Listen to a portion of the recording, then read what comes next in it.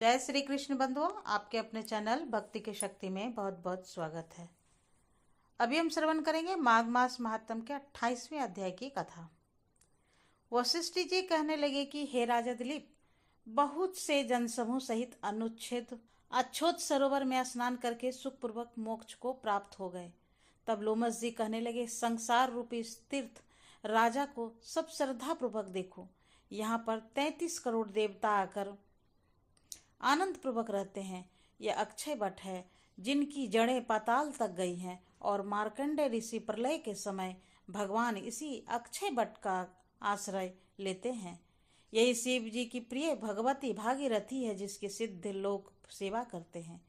यह गंगा स्वर्ग के हेतु पताका है, इसका जल पीकर मनुष्य मुक्त हो जाते हैं। हे मुनि, सभी प्राणी इस नदी को यमुना से मिली हुई पाते हैं। इसका संगम बड़े पुण्य से प्राप्त होता है। इसके स्नान से जन्म मृत्यु रूपी दवा नल से कोई नहीं तपता, परंतु ज्ञान प्राप्त करके मुक्त हो जाता है। यहाँ पर स्नान करने से सभी प्राणी बिना ज्ञान के भी मुक्त हो जाते हैं। इसलिए ब्रह्मा जी ने यहाँ यज्ञ करने की इच्छा की थी। इसी संगम में भगवान विष्णु ने स्त्री प्राप्ति की इच्छा से स्नान करके लक्ष्मी जी को प्राप्त किया। यहाँ पर त्रिशूलधारी शिव जी ने त्रिपर दैत्य को मारा था, और प्राचीन काल में उर्वशी स्वर्ग से गिरी थी तथा स्वर्ग पाने की इच्छा से यहाँ पर ही उसने स्नान करने से नहुस कुल के राजा ययाति ने वंशधर पुत्र प्राप्त किया। यहाँ पर इंद्र ने प्राचीन काल में धन की इच्छा से स्नान किया था, और माया से कुबेर के सब धन को प्राप्त किया था। प्राचीन काल में नारायण तथा नर ने हजारों वर्ष तक प्रयाग में निराहार रहकर उत्तम धर्म किया था।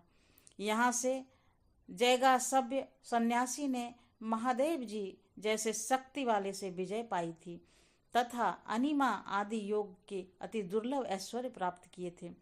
इसी क्षेत्र में तपस्या करके श्री भारद्वाज सप्त ऋषियों में सम्मिलित हुए। जिन्होंने भी यहाँ स्नान किया उसको स्वर्ग की प्राप्ति हुई है। इसलिए हमारे विचार से तुम त्रिवेणी में स्नान करो, और इस स्नान से पहले किए हुए तुम्हारे सब पाप नष्ट हो जाएंगे और संपूर्ण वैभवों को प्राप्त हो जाओगे।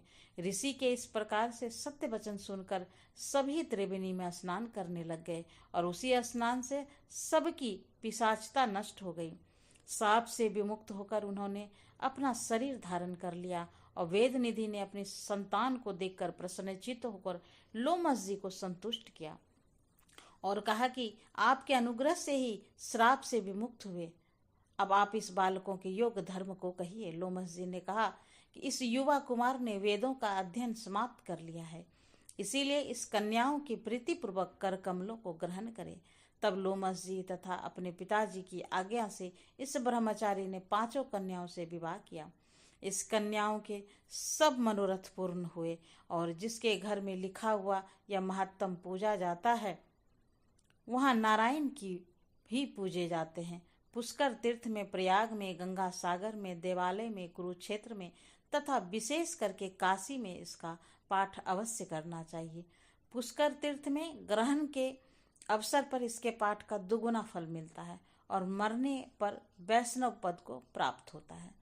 तो माघ मास के महात्म के 28वें अध्याय की कथा यहीं पर समाप्त हुई। तो फिर मिलते हैं एक नई वीडियो में नई जानकारी के साथ। तब तक के लिए नमस्कार। Thanks for watching.